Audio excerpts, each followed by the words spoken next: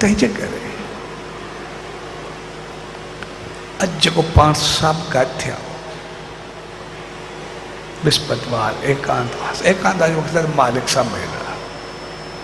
ऐं मालिक सां तॾहिं मिलंदासीं जॾहिं पंहिंजा कर्म चङा कंदासीं, पंहिंजो अमल चङा कंदासीं,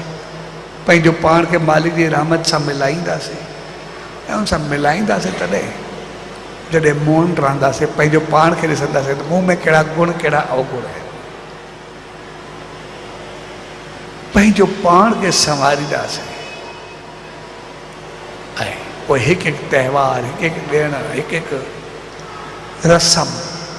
असांखे केतिरा ई गुण ॾींदी आहे। असां जॾहिं वेही करे सिरादनि जे गुणनि खे ॾिसंदासीं उनजा एतिरा गुण आहिनि जो असां उते थोरो बि अमल कयोसीं असां घणो कुझु बहितर थी सघे थो। इख़लाक़, किरदारु, सभिनि सां बहितर वर्ताव, हर हिक जे लाइ इज़त, हर हिक जे लाइ बहितर करणु, हर हिक खे पाण जहिड़ो सम्झणु, जहिड़ो असां खायूं तहिड़ो ॿियनि खे खारायूं, जेका असांजी इज़त हुजेव ॿियनि खे इज़त ॾियूं। असां पंहिंजे ॿारनि जी बहितरी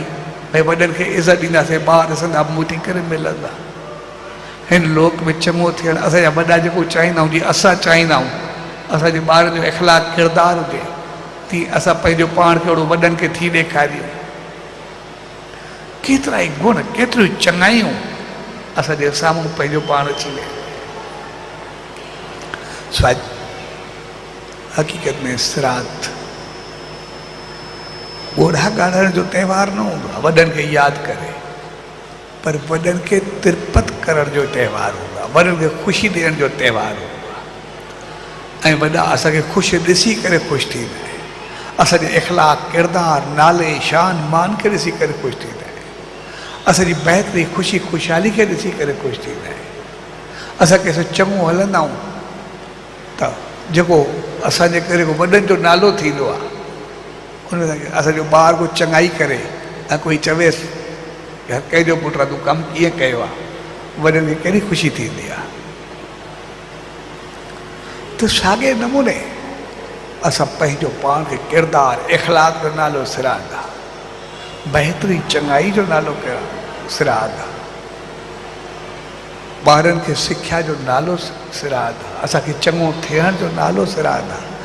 कंहिंसां सभ सां बहितर वर्ताव जो नालो सिरांदा, पखी, पशु, इंसान सभिनी सां बहितर वर्ताव जो नालो सिरांदा। तंहिंजे करे अॼु जे प्यार भरे अवसर ते पाण सभु गॾु थिया उन सच साईं दर, उन ईश्वर दर इहा ई इल्तिजा अरदास वेंदी त पाण सभिनी खे अहिड़ी सुमत ऐं रहमत बख़्शे जो सदाई उनजे नाम, ध्यान, सिमरन सां पंहिंजे जीवन खे बहितर कई, उनजे नाम, ध्यान, सिमरन सां वॾनि खे आसीसां हुजूं जे उहे सदाई ख़ुशि रहे, उनजो नाम, ध्यान, सिमरन करे पंहिंजे ॿारनि खे आसीसां ॾियो जीअं उन्हनि खे इख़लाक़, किरदारु, मान, मर्यादा, मुराद सभु कुझु अचे वधनि वसनि